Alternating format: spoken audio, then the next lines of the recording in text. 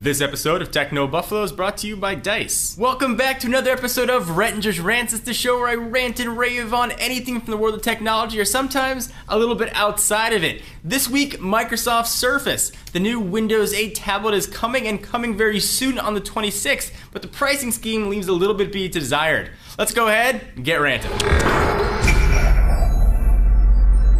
So a few months ago, we had the privilege of checking out Microsoft Surface tablet in the flesh when it was announced by a very sweaty Steve Ballmer. It looked absolutely amazing. The build quality, the software, the way it felt in the hand, everything about it screamed awesome. One thing we didn't know was release date or price. Well, earlier last week, Microsoft said, hey, Windows 8 is coming on the 26th. That's when the Microsoft Surface RT version is going to be coming.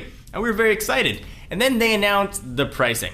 For the 32GB model, it comes in at $500, which on its own doesn't seem exorbitantly expensive. But when you factor an extra $100 for the touch cover to essentially let the tablet do everything that it can, since you do need a keyboard, you do need a mouse, it becomes quite an expensive proposition. So that $500 price point is exactly the same as a 16GB iPad, and we'll use that for most of this as our references. So what makes the Surface a little bit unique? Well, it does things that any other tablet right now really can't do. So first you get a full-blown operating system on it. It's coming with the free copy of Microsoft Office, but what it's missing is regular laptop and desktop functionality. So you're going to need to either have at home a dedicated keyboard, a Bluetooth mouse to use with it to be able to sort of make it a full computer. The touchscreen is great for some things, but when you want to bang out a really long letter, you need to write a paper, touchscreen's just not going to cut it. But chances are you're not going to want to carry a portable keyboard with you and mouse with you everywhere you want to go, so that touch cover really does become almost a necessity to have with you. But a $600 proposition is becoming very difficult to justify, especially with the Pro version perhaps coming a few months later, maybe not that much of a price difference. The big question to ask yourself is, what are you going to do with your Microsoft Surface?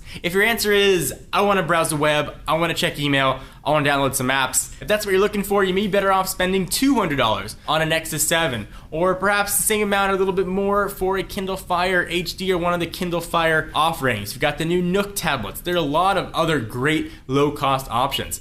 Also, you've got, if you want to stick with a bit more open source and have flexibility in what you can do, then you've got a great Android option. There's so many tablets available. I don't know that I could justify spending that money for a Microsoft tablet. So a few things struck out to me as really good red flags. First, I don't know what kind of software support it's going to have. I don't know what kind of apps are going to be available or how long it's going to take for that app ecosystem to really develop. Now, Microsoft is the big fish in the desktop OS world. 90% of the market share, they really have dominance. So presumably developer support will be there, but how long is it going to take? Developers going to have to support an RT version, a Pro version. Is the profit going to be there for them to make apps for the App Store? You have to download them from a secondary source. How is that process going to work? So for Microsoft, should they have charged that much money for the Surface tablet? In my mind, the answer is definitely no. They had a huge opportunity to get in and really get tremendous market penetration for a lower price point. Even taking a bigger loss, I presume they're already taking a loss on this. Just get the tablets in the hands of people, get them buying the apps, get the word of mouth out there like they do with the Xbox 360. Originally, they lost money on each console. Eventually, component costs went down. They were able to make that money up. But in order to sort of get that mass adoption that they want, they're going to need to have tablets in the hands of people. And that price point, they're not going to be able to do it. And the funny thing is also they're competing with themselves. There are other vendors that are going to be putting out lower cost Windows 8 tablets. Not going to have official Microsoft branding on it. Might not have the build quality, but at the end of the day, it's still Windows 8. Windows 8 is Windows 8, but it's going to be very, very tough to justify that Surface price.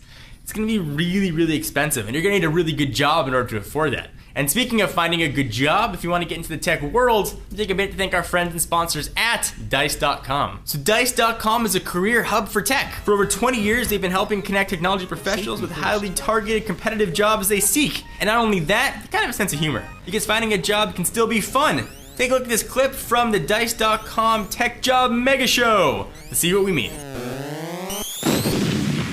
Pretty cool stuff, right? Be sure to watch the full 2-minute clip at youtube.com/dice. And you can check out Dice's huge database of job postings right now to find the perfect tech job for you. Go to dice.com today, check it out for yourself. Stop that.